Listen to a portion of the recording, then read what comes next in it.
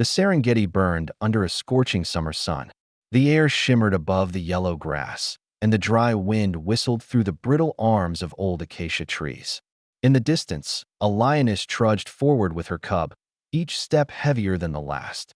The cub panted, its small chest heaving, eyes squinting against the brightness.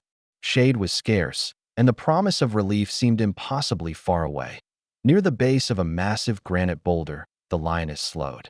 A narrow crevice split the rock, dark and cool, offering what seemed to be a shelter from the punishing heat. With a tired breath, she lowered herself, pressing her head into the gap. But as she forced her way in, her broad shoulder caught on the stone's jagged edge. She twisted, tried to pull back, but the crack clamped tight. Her body jerked, muscles straining, yet the stone held her fast. Her roar tore through the silence, deep, guttural, and desperate. It rolled over the grassland, mingling with the hiss of sand carried by the wind. Birds scattered. Antelope froze. For a moment, it felt as though the entire plain held its breath.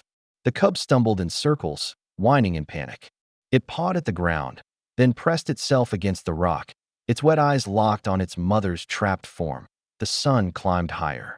The heat pressed down like fire. The cub sagged, its tiny body trembling. No shade, no relief, no escape.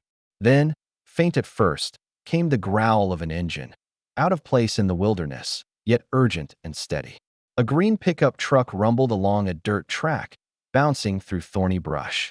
Two rangers sat inside, Samuel Ndlovu, calm and weathered, and Amina Kweka, sharp-eyed and alert despite the fatigue of a midday patrol. As the truck broke through the brush, the sight before them froze them in place. A lioness, trapped headfirst in stone, her cub pressed close by, both standing on the edge of collapse. The rescue was about to begin. Samuel scanned the scene with his binoculars.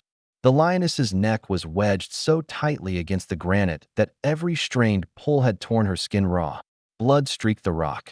The cub whimpered faintly, but instead of baring teeth, it remained close, desperate yet subdued. Amina opened the toolbox without hesitation.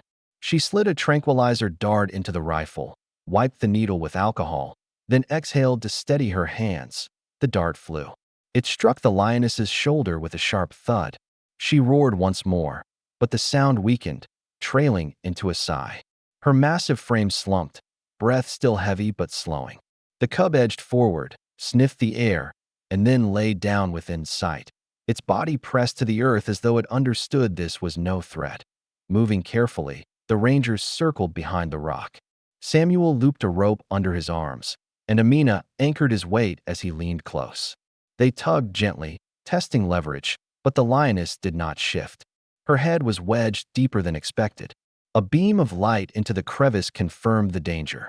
The stone edge cut into her neck like a blade. One wrong pull could sever an artery. Samuel withdrew, sweat streaking down his face.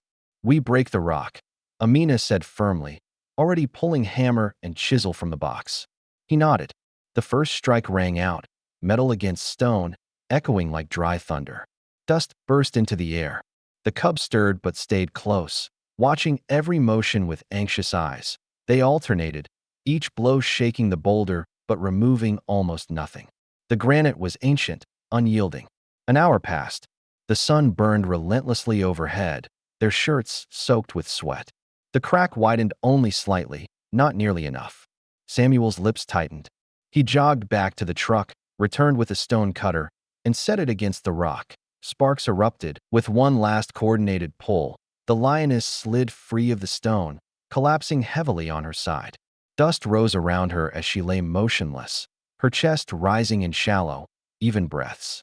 The wound at her neck bled steadily, staining the coarse fur. Samuel dropped to his knees, already unrolling gauze. Amina tore open a packet of iodine, soaking a pad, and gently cleaned the wound. The antiseptic stung sharply, but the lioness remained still, deep under sedation. Samuel wrapped the bandage firmly, measuring his breath as he worked to balance pressure and airflow. At last, the bleeding slowed.